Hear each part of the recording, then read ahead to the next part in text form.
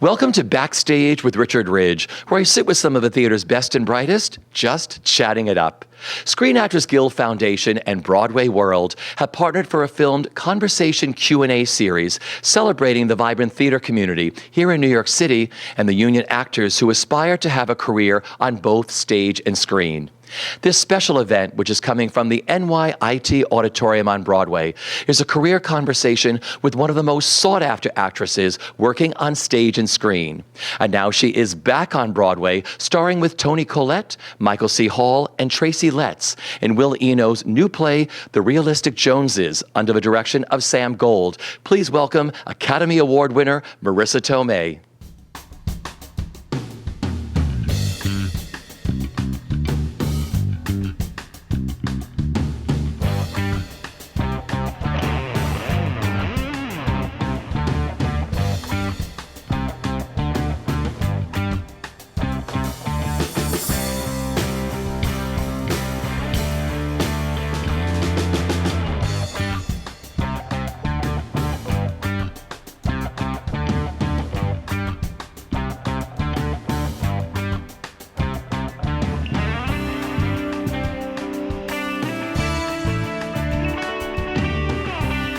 Welcome back to New York. How does it feel? It always feels great. I reside in LA mostly now, but I'm here all the time. I still feel very much a New Yorker. I still have my apartment that I kept, so I can do plays. I don't have to hunt for an apartment every time I say yes to a play.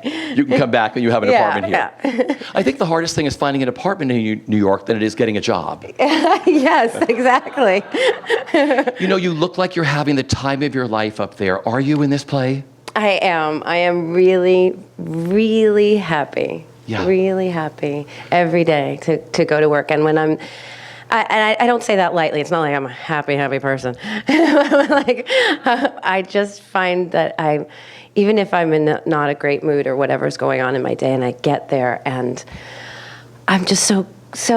I love what the play talks about. I love the character. My character's very happy. She's a little ignorant to the harder aspects of life, but I have to put myself in that lighthearted, open space. So I'm really grateful for that too. I'm just having a ball, and with the other incredible actors that you mentioned. Well, let's talk about the play itself. How did the play come about for you originally, for you to do? I had wanted to do something with Sam Gold, our director, for a while, and we'd been talking about different plays we might do.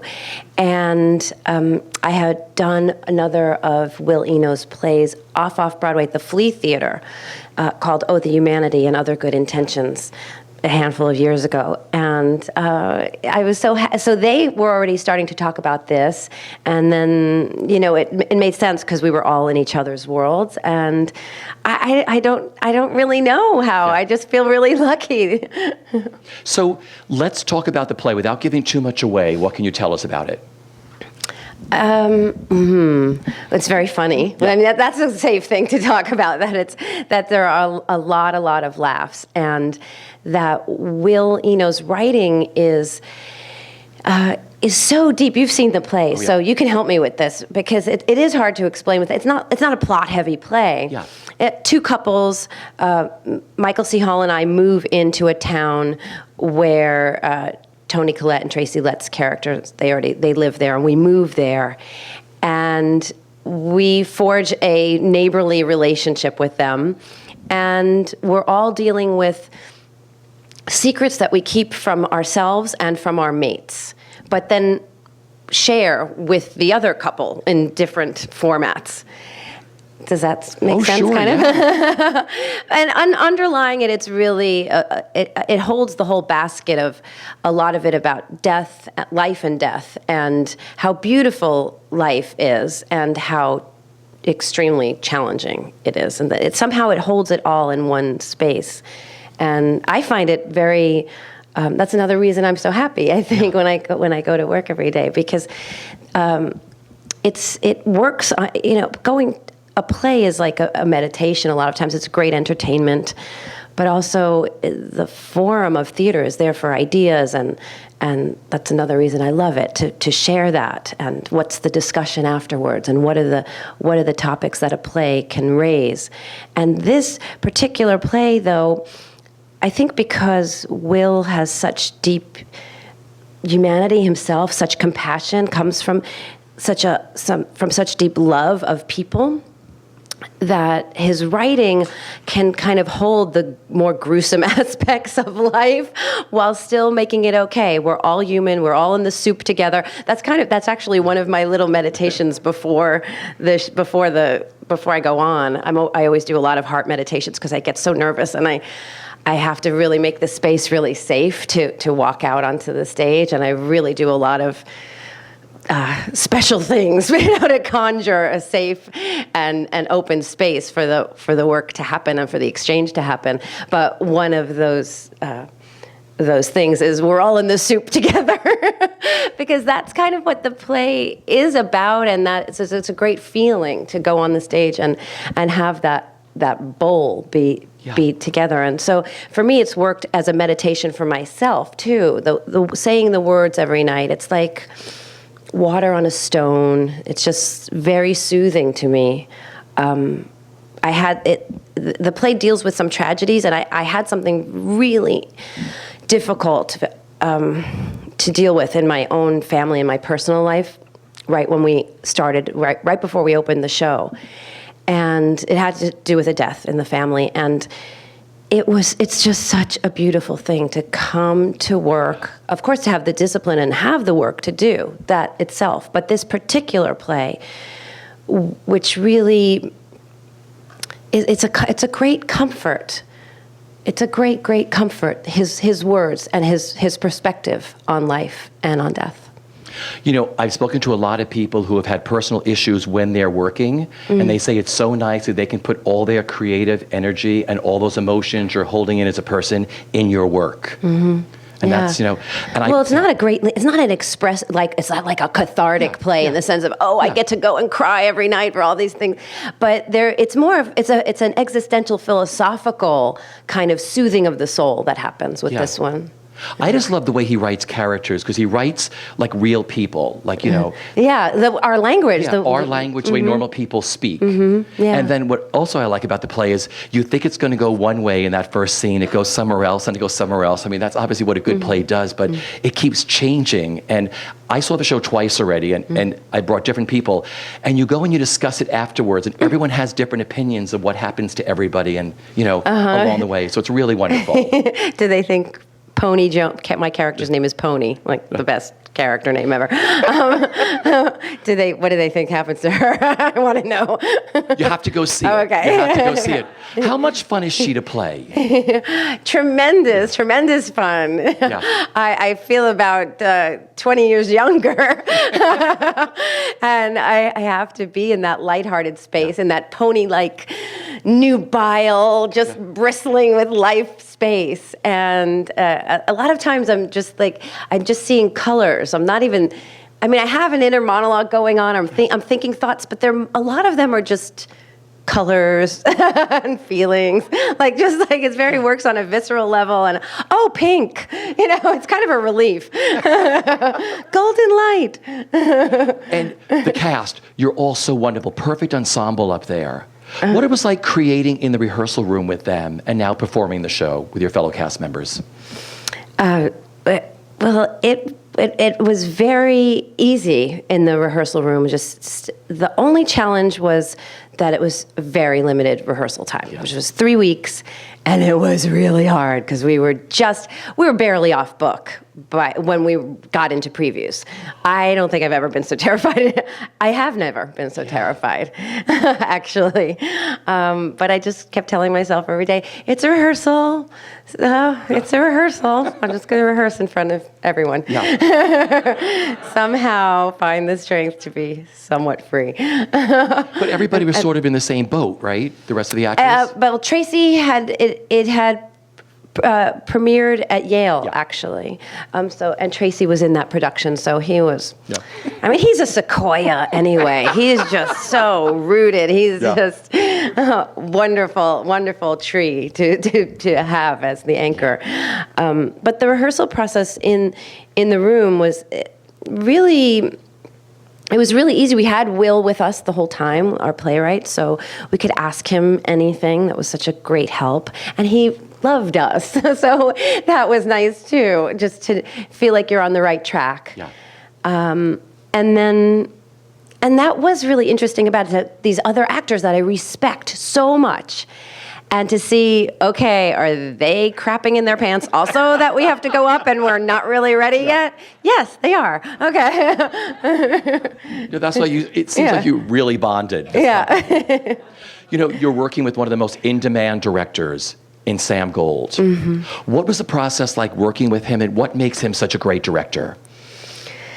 I think that he did set that easy tone in the space. You really feel like he's so intelligent. I think that his perception of each character and their arc, and the style, and in this particular case, the style of the language, he had such a handle on it. It's kind of heightened and clipped. There's a certain style to this piece that he really understood, and he's gives you a wide berth. I think his trust in his actors also is another really strong quality that makes him so sought after, and rightly so. And his sense of humor, he keeps a great room where you just laugh a lot. Yeah. But I think that probably if I were in his shoes, I think the hardest thing would be getting us all to understand the style, and in this case, we worked a lot from the outside in, which I normally like to work inside out. And this was a lot of style over interior emotion, or even understanding the character in a deep way. It was more about how to say the words, and a lot of, no, don't do that, which became dispiriting once in a while. But it helped us to really all get on the same page. Yeah. And then we filled it out after that. Because he was also an actor. Mm-hmm. I didn't realize that. Sam was an actor starting. Yeah, he was on Girls. Did you see him recently? Yeah. He was great on that. Yeah. What artistic and personal satisfactions do you get from doing stage that you don't get from film? It's a deep spiritual satisfaction, actually. Yeah, I think just the shamanistic element of it all, the ritual, the choreography of the, even if it's not a dance musical or whatever, that there's a choreography to it. I love all that stuff. Well, like Jenna Rollins' An Opening Night, where they really show you behind the stage, and I just love that. Oh, I stand here. I'm standing here tonight, and I always walk 3 steps, and I wait for that line, and then whatever I'm doing is a part of becomes a ritual, even in the motions to get on stage, and then of course, the backstage stuff. In the dressing room and in the preparation. So I love the choreography. I love the intimacy of the rehearsal room. I love the hours. I like working at night. I love everything. I even love, there's this kind of floor in those just empty rehearsal spaces with just a dance bar. I always feel like I'm just starting again, but in the best way, with all that, just that beginner, that Zen beginner mind, but the feeling of it, the visceral feeling of, it's just an empty space to play in. All of those things I do not get in movies. And I would say that movies has been kind of a diversion from this just thing that happened that took me away from some of what I really love. And that's why I do always come back again and again and again. Well, I want to go back to the beginning. Where did your love for performing begin, and what were your early creative outlets? Where did it begin?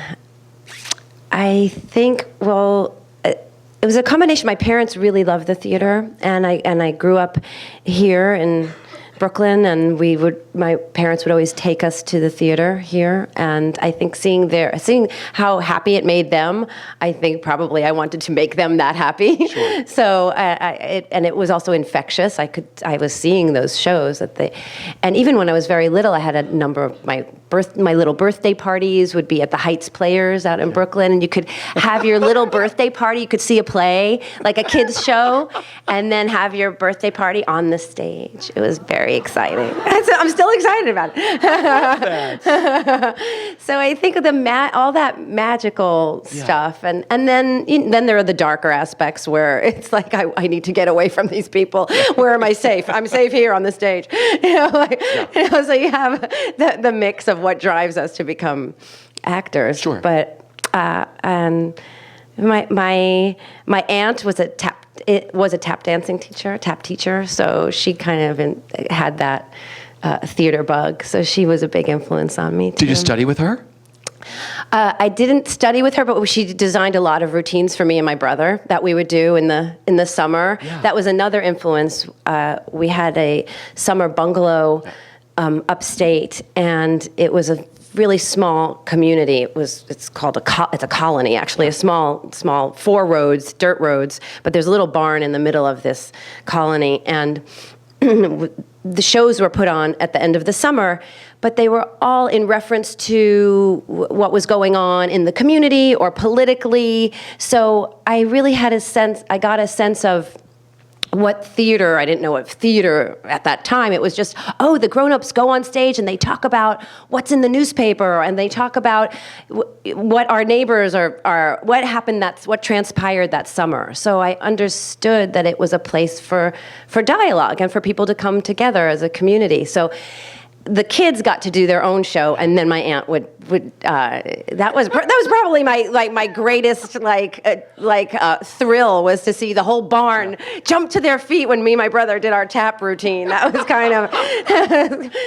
it. Was that the Golden Bridge? Yeah, Golden's Bridge. Yeah, I wasn't sure what that was. I was like, I had to ask you about that. Yeah. Well, I want to go through some of your stuff because we have a short amount of time, but I first saw you on stage in Alan Bone's play Beirut. And I looked at you at the Nat Horn and I was like, who is that actress? Aww. I loved that play. I loved you. Tell me what that experience meant to you doing Beirut.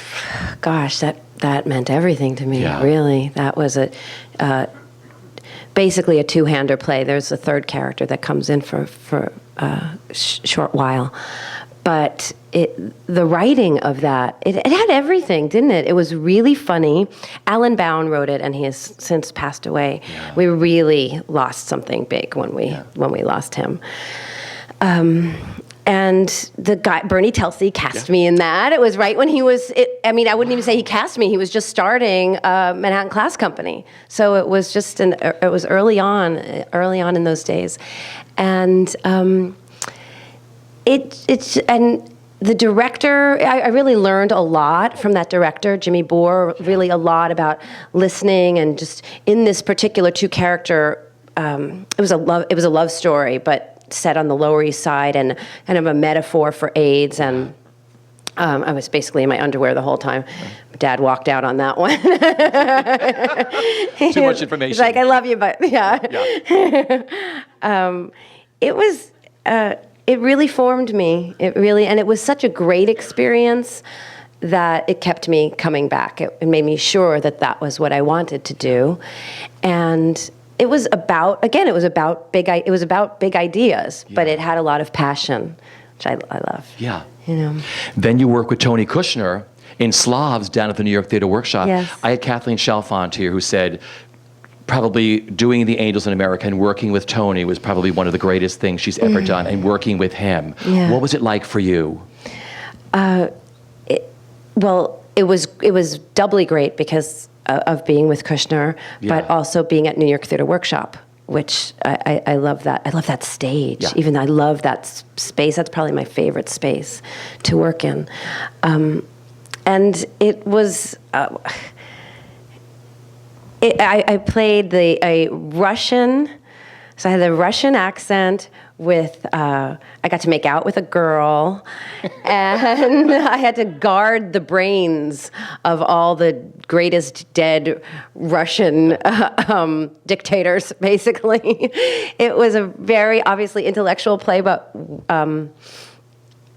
had also a lot of passion. I guess that's the big theme that you're pointing out without knowing it. Sure. But what was like working with him, having him there with him?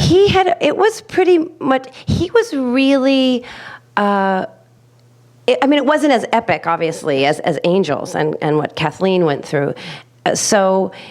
We didn't really have a lot of rewrites. He was there, but it wasn't an overriding, dominating presence. He was. I know him. Yeah. But at that time, it was more. He was more insulated and just kind of working and thinking. It felt like he was in, took his room with him into the theater. So there wasn't a lot of huge interaction on that particular piece. Because it was already written. Yeah. Okay, and then I want to get you played the title role of Salome on Broadway at the Ethel Barrymore with Al Pacino. And upstate in Poughkeepsie, by the way. Is that where it started? I love that. Poughkeepsie and then Broadway. And at St. Anne's in Brooklyn. That was our road tour. That was our out of town tour. Brooklyn, Poughkeepsie, and then to Broadway. And then Broadway. Yeah. What was it like sharing the stage with Pacino and working with your director Estelle Parsons? Oh my gosh. Not only sharing the stage, we shared a dressing room. Yep. Okay. In Poughkeepsie? In Poughkeepsie, in Brooklyn. Yeah. Not on Broadway. We drew the line there, but there was something lacking when we weren't together. We put up like a little sheet in between because there was nowhere else to be. I loved that process so much, because it was at a pace that an actor can really you have time to find the language. It has time to find you. You have time to. It was over the course of a year and a half that we worked on it. Yeah. By the time we got to Broadway, maybe even a little longer from our first reading, and it was just completely serendipitous. I just got a phone call from him one day. Do you want to come read this with me? I was like, what? How do you even have my number? What is happening? Is this really you? Yes. And we went and we read it, and then he said, well, let's get together again. Let's read it again in a couple weeks from now. Okay.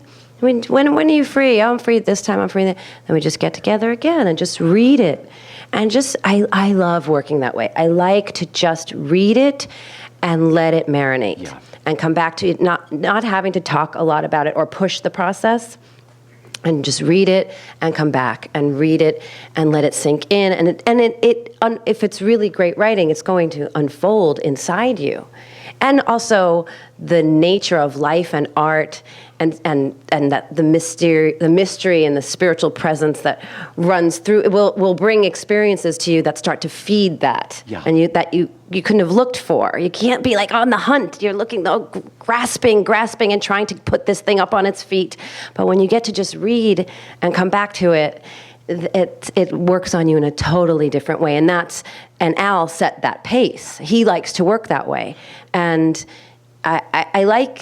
it was a gift in so many ways, but also because sometimes, people think faster is better, but it's not. Here's one of the greatest actors to ever live, and you take it at a pace to be able to really let it integrate. So we had a ball, and then there was the dance the dance of the seven veils, which no one knew how we were going to approach at all. And he just said, why don't you just dance? And by this time we were left Poughkeepsie and had gone to Brooklyn and to St. Anne's, and I will say that was the only time I've had to have a drink before I went on stage, because it just said it one day, like, just improv a dance. I was like, I might have a shot. and that's how it just kind of came about. And so it was he gifted me really with the way that he works, and I found that it was something that works for me. You also played 3 roles in Carol Churchill's epic play Top Girls on Broadway. The 3 characters was so wonderful. It was so wonderful. Isabella Burr, the great Scottish turn of the century explorer, and then a very rural English housewife. Yeah. And then like a handful of actually there were 4 different plays, but one we could never really figure out. We're like, what does she do? What is this character? That's probably why you forgot her, because we'd stand backstage going, oh, poor secretary. Okay. She really we don't know what she's about. But well, your real breakthrough was playing Joe Pesci's foul-mouthed girlfriend, Mona Lisa Vito. In the comedy sensation My Cousin Vinny, for which you won the Oscar, one of the best all-time comedy performances. What did that film mean to you then, and what does it mean to you now? Oh, gosh. Well, then it was, I had gotten a small part in a Spike Lee movie at the same time, and I actually wanted to take that. I was convinced to take My Cousin Vinny, because I felt like, I'm just going to wind up being typecast, which I was, but I wound up successfully being able to branch out, but I had to really work hard to be seen in other ways. But so that I didn't even know. I didn't know what was under my nose. And I certainly had, no idea that something like that it would become such a classic, really, a classic comedy. And it means a lot to me now to be part of it, and that it holds up, that it's funny. I had a really wonderful experience working on it. Joe Pesci and I are still close friends. He really mentored me and looked after me and still checks in on me. He just named one of his racehorses after me, which is kind of like a career highlight. He's like, Tomei is running in Saratoga. You gotta go on. Well, you got to work with the late, great director Sidney Lumet on Before the Devil Knows You're Dead, opposite the late Philip Seymour Hoffman and Ethan Hawke. Talk about working with Sidney Lumet. I mean, talk about a director. Yeah. Very much of the theater. Yeah. Rehearsed. That was one of the few movies that actually had a rehearsal process. That was a valuable rehearsal process. That was official, with tape on the floor, taped out in a big rehearsal space. And he'd have each set taped out on the floor, and you'd move from room to room as if it was set to set. And I think that goes back to his old Theater 80 days, or Theater 90 days, which is it, Theater 80, Theater 90, where Playhouse 90, where it would be on, and when he'd do live television. Yeah. So he had it all edited in his head already. And you'd come and rehearse, and he'd see what you were doing, and be figuring his camera angles and everything there, because he had developed this method over the years. So he was still, even at that stage in his life, so inspired. Yeah. And I would physically see the inspiration come over him. And he would become each character. So he became even my female character. I saw him. We were shooting one day, and we were in this little drugstore, and he just suddenly his whole body shifted, and he was like, well, maybe she walks over here and looks at this comb, and the way he did it, I was he's her right now, and the way he'd just get an idea, it was almost like you could see the muses pouring the gold into his head, but I physically saw it.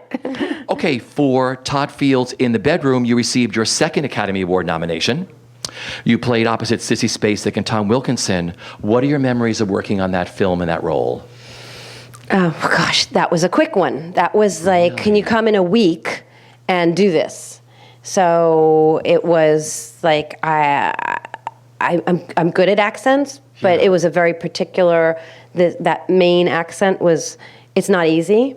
I said, okay, I can come, but you have to have a dialect person, teaching it to me. right away. I almost said no because of those kind of very straining situations. Like, well, do you take the job and feel like you're compromising yourself or the work or not doing as good a job as you can do? Or do you not work? I mean, it's such a difficult choice. So anyway, obviously I took the job, and I think it wound up all right because Todd Field is an actor. Yeah. I love working with actor-directors. And so he feels your pain, and he also is great at helping create the character with you because he's an actor. You received your third Academy Award nomination for the role of Cassidy, the struggling stripper in director Darren Aronofsky's film The Wrestler. Wrestler fans? Opposite Mickey Rourke, I had Ellen Burstyn here, who thinks Darren is one of the smartest and best directors she has ever worked with. Yeah. What was your time with him, and what was it like working with Darren? It was, I agree that he's an incredible, formidable director and one of the best around now. And it was kind of difficult, though. That was not an easy shoot, and it was not, it was super challenging, obvious for a lot of reasons. Like, well, even from the beginning, should I take this job or not take this job? What am I doing? I'm going to go be naked in New Jersey in a strip club in the middle of winter for, on like a $25 budget movie. Like, what am I doing? And all of that it was scary. And it was lonely. It was a very lonely job, actually, too. I felt really, I don't know, there was something like hyper-masculine about that whole experience that I felt really, I felt pretty shattered during that time. What are you the proudest of personally and professionally? What are you the most proud of? Oh, gosh, personally. I'm putting you on the spot. I'm sorry. You are. I guess I'll just, what are the first things that come to mind? For personally, I would say my relationship with my family and making choices that allowed me to stay near them, stay home, or be able to carve out time that you have to really you have to make a commitment to it. We travel so much. Everybody does, and particularly actors, and just showing up again and again, and being able and having really deep relationships with all 20 of my close family, my big Italian close family. Professionally? Gosh, professionally. I don't know. You made me feel proud today. I'll say that. Kind of. You have this incredible career. You have such an incredible career. You have worked with so many great directors and actors. I mean, researching your stuff, so many beautiful films, like you said, independents, major motion pictures, and you always come back to the theater, and you do big theater, you do small theater, like you'll do the new group, like you said, you'll go back where it's like, can we help paint the sets? I mean, but that's where you started. Yeah, that's where I started. That's where I don't even like thinking of it that way. I think I wasn't joking. Yeah. And it's like the films have been a diversion from what but this is my home and what I love, what I really love.